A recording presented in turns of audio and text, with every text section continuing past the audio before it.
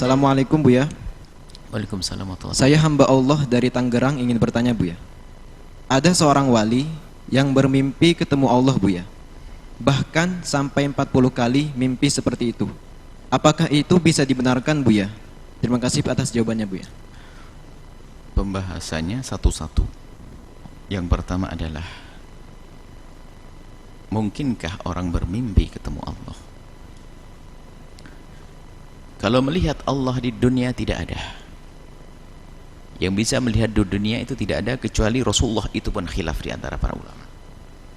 Tapi kalau di akhirat, akidah kita ahli sunnati wal jamaati, ahli iman akan melihat Allah di akhirat dengan cara wallahu alam nanti kalau sudah di surga. Karena Allah laisa kamitslihi syai', Allah tidak seperti apapun, tidak bisa diserupakan dengan apapun dan tidak serupa dengan apapun.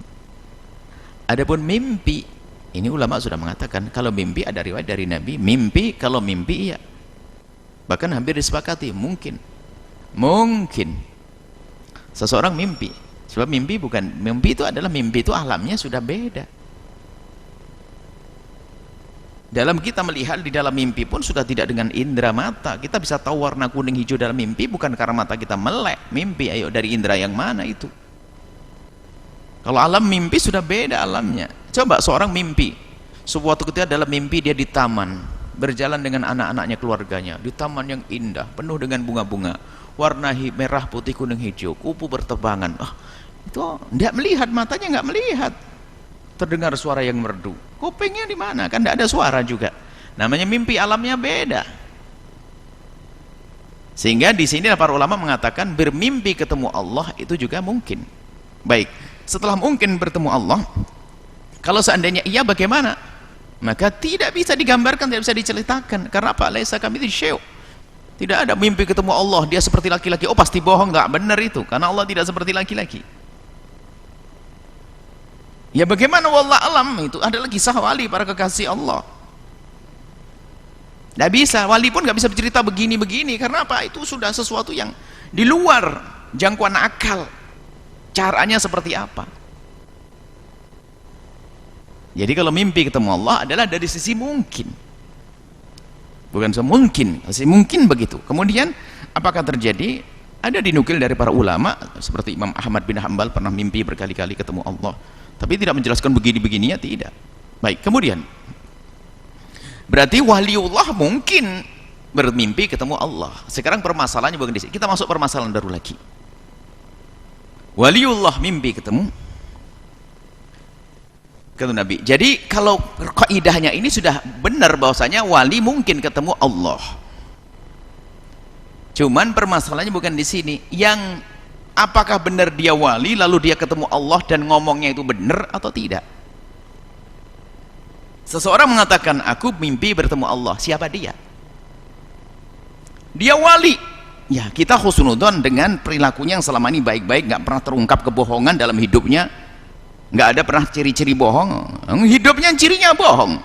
Sedikit ngaku mimpi ketemu Rasulullah, sedikit bohong sini nih. Selalu ngaku ketemu Allah. Kalau dari awal tanda kebohongan yang bukan dia. Tapi kalau memang dia waliullah mungkin. Nah, ini sekarang siapa yang memastikan dia waliullah? Kita kan husnudon, diajari husnudon kepada siapapun. Oke, husnudon. Tapi husnudon kita ada dasarnya. Dia adalah minas solihin, orang yang soleh, orang jauh dari kemaksiatan, tidak pernah mengucapkan kalimat bohong dan sebagainya sepanjang hidupnya. Maka seperti Imam Ahmad bin Hanbal kemudian dinukil dari beliau bermimpi ketemu Allah, ya orang mudah percaya. Lah ini orang di mana nggak tahu tiba-tiba ngaku ketemu Allah. Nah ini permasalahannya, ini bener ndak dia tuh mimpi? Itu satu. Kalau nggak bener nih urusan dusta. Yang kedua adalah yang menceritakan. Nah, yang menceritakan ini jujur bener enggak? Jangan-jangan saya ini tukang pendongeng yang suka bohong. Saya pendongeng, menceritakan macam-macam. Sehingga menisbatkan dengan wali-wali hal yang macam-macam. Wah, kiai sana pernah bertemu Rasulullah berapa kali, ini. Padahal saya bohong, saya itu hanya pengen meramaikan majelis saja dengan kisah-kisah waliullah. Akhirnya kita berdusta atas nama Allah dan atas nama wali. Bisa lah ini. Siapa? Nah, kalau saya jujur mendengar berita dari orang tersebut atau membaca ceritanya lain cerita. Tapi kalau saya berbohong lain, yang menceritakan ini siapa? Kan banyak dikisahkan Matbu itu rusak karena atba kan banyak. Seorang alim, soleh, fadil itu biasa, dia tidak pernah cerita macam-macam. Cuman giliran ketemu murid kadang cerita aneh-aneh, sehingga banyak cerita bohong dinisbatkan hanya untuk mengangkat, padahal gurunya sudah terangkat, cuman dia menambah-nambahkan supaya dia ke bawah-bawah. Sehingga kadang, waduh, saya dikasyaf, saya dilihat oleh guru saya dalam mimpinya dan katanya saya duduk dengan Rasulullah. Lah ini sudah mulai ngelantur ya. Ini banyak atba, pengikut itu adalah berdusta untuk kepentingan dirinya sendiri. Ya ini kacau. Ketemu wali yang tidak dusta, tapi kadang kita ini berdusta menceritakan wali nggak semestinya mungkin. Jadi masalah mungkin iya, akan tapi pertama yang ngaku tadi betul enggak dia di saat bercerita mimpi ketemu Allah. Kemudian yang menceritakan. Jadi masih kemungkinan bohong nih banyak sekali. Makanya ini adalah ilmu sir, kalaupun benar nggak mudah kita ceritakan kepada siapapun.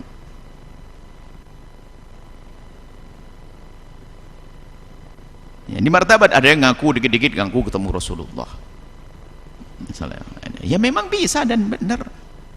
Tapi berbohongnya itu yang membahayakan. Makanya guru mulia Syekh Al-Habib Idrus Ibn Umar Al-Kaf waktu saat ditanya bagaimana kalau ada orang mimpi ketemu Rasulullah, pendahulu kita kalau mimpi ketemu Rasulullah itu adalah sangat rahasia, tidak banyak diceritakan kepada siapapun. Bahkan di pagi harinya dia bangun dan bersedekah dengan separuh hartanya. Kenapa? Terima kasih kepada Allah. Ini main obral sana ini. Wali ngobrol cerita keramatnya. Wah, ini bahaya juga yang demikian itu. Tapi kalau ada seorang wali bercerita dalam irama tertentu, irama tarbiyah, itu sah-sah saja, dan kita harus khusnudzon bahasanya ada wali-wali semacam itu seperti Imam Ahmad, dinukil dari Imam Ahmad bin Hambal, kita percaya, tapi caranya nggak tahu seperti apa, wallahualam. Yang jadi masalah kadang pengikut menambah-nambahkan kisah. Nah ini bahaya banget. Al-adba, pengikut ini suka merusak matbu yang diikuti karena itu bualan. Santri berlebihan sehingga sering bercerita tentang kehebatan gurunya yang dibuat-buat. Karena dia dengar ada seorang santri punya guru hebat, dia nggak mau kalah, akhirnya ngarang juga kehebatan gurunya yang dibuat-buat sama dia. Dan ini model dalam dunia wali-wali palsu itu ada muncul begitu nih, keramat-keramat palsu ini dibuat oleh murid-murid berdusta, dan kiainya pun adalah tidak pernah terima. Bahkan suatu ketika ada orang menisbatkan mimpi gurunya mimpi ketemu Rasulullah, dan gurunya masih ada mengingkari, ada yang semacam itu. Artinya apa? Ini adalah wilayah-wilayah yang khusus. Jadi yang perlu dibahas adalah hendaknya bukan hal-hal yang semacam itu. Kita hal bagaimana sudahkah kau baik dengan bapakmu, dengan ibumu, dengan saudaramu. Tapi kalau dalam satu pembahasan khusus masalah kayak pertanyaan kita menjawab pertanyaan ya. Kalau tidak ada pertanyaan nggak akan kita bahas yang lebih. Paling hanya masalah mungkin saja selesai. Jadi seperti itu ya, jelas. Jadi mungkin ya mungkin. Akan tapi kebenaran seorang mengaku ini adalah bukan nabi manusia, bisa saja berbohong, apalagi ada tanda kebohongan. Kalau seandainya dia benar mimpi ketemu Allah, tapi ada permasalahan lagi, yang menceritakan ini benar enggak? Bertemu sekali ngomong 10 kali kan jadi bohong juga kan permasalahannya bohong. Dia mimpi kayaknya saya mimpi, dia pakai kayak, didengar oleh murid jadi beneran, bohong juga pada akhirnya. Kuncinya satu, jika semua hidup kita dengan jujur, apalagi penyampai kebenaran misalnya ya. Makanya kita punya, ingat guru mulia Habib Ali Masyhur, itu abangnya, ayah kakanda dari Habib Umar bin Hafid. Kamu jangan mengucapkan sesuatu kecuali kebayang di matamu kalimat tersebut di sebuah kitab, apakah itu hukum atau kisah. Masih ingat betul kami. Jadi waktu ngajar kami, kalau ingin menukil fatwa ulama, harus kebayang takbirnya, kalimatnya di matamu, termasuk membawa kisah-kisah, supaya kita tidak masuk dalam berbohong. Kalau yang bohong pengarang bukunya lain cerita, kita tidak berbohong. Tapi karena, dan itu kelihatannya tepat sekali untuk kami ini yang sering harus menyampaikan pesan-pesan berita. Kadang kita harus menjadi cerita yang indah, tapi asal akhirnya ngarang, berdusta. Nah, kalau sudah bisa berdusta, wah ini bahaya sekali. Dan sifat Nabi yang paling istimewa adalah, diantaranya adalah tidak berdusta. Bagaimana nanti kalau kita punya bekal dusta, naudzubillah. Makanya kita perlu kejujuran. Kalau kita sudah jujur ternyata kita menukil salah, ini babnya beda. Saya tidak sengaja berbohong. Yang repot adalah hanya untuk melancarkan saya untuk menyampaikan pesan lalu saya berdusta, naudzubillah. Kita urusannya dengan Allah. Sehingga kadang dibumbui, mimpi ketemu Rasulullah, mimpi ketemu Allah, mimpi ketemu 25 nabi, mimpi dengan ketemu sunan-sunan. Lah kalau benar saja nggak terlalu penting untuk diceritakan. Tapi kalau bohong bagaimana? Ya nggak pantas jadi juru dakwah. Intinya seperti itu. Jadi kita waspada dalam hal-hal yang semacam ini. Kalau memang ada ulama yang mengatakan begitu, misalnya saya pernah mimpi ketemu Rasulullah 40 kali, ketemu Allah 40 kali, ya kita husnudzon ini semuanya benar. Kenapa? Kalau dia bohong kan celaka, ya kita husnudzon. Mungkin benar, selesai, tidak usah dibahas, selesai. Oh, mungkin benar kok. Urusan bohong kan dia dengan Allah, selesai. Kita ngurusi diri sendiri saja. Apalagi itu urusan mimpi, selesai. Dan kemudian di saat mimpi bertemu Allah misalnya, disebutkan Imam Bukhari mengisahkan, Imam Bukhari, kalau ada orang bermimpi ketemu Allah lalu memberikan pesan, maka ketahuilah kalau hanya mimpi saja tidak ada pesannya, selesai, nggak ada masalah. Tapi kalau ada pesan tetap harus dicocokkan dengan di alam nyata. Sama mimpi ketemu Rasulullah, kalau hanya melihat saja Rasulullah dalam mimpinya, selesai, nggak ada masalah. Tapi kalau sudah membawa pesan, nggak mungkin kita dengar pesan dalam mimpi kalau bertentangan dengan pesan di alam zahir. Ini Imam Bukhari menjelaskan masalah mimpi ini. Kalau ternyata perintahnya perintah kebaikan, dicocokkan. Kalau perintahnya kejelekan, itu karena tahdir untuk kita waspada. Misalnya tiba-tiba mimpi ketemu Allah atau mimpi ketemu Rasulullah, nyuruh yang jahat. Tidak mungkin Allah dan Rasulullah menyuruh yang jahat. Berarti apa koreksi? Mungkin kita selama ini sering mengikuti kebatilan. Suruh sadar di saat bangun, itu dikatakan oleh Imam Bukhari. Misalnya ketemu Rasulullah, cobalah kau mabuk sana, kau ini, berarti itu peringatan agar di saat bangun, ini adalah kebiasaan saya ini. Nabi memerintahkan menguji sesuai kebiasaan saya, tapi yang dipakai adalah di ilmu zahirnya, di alam nyatanya, seperti itu.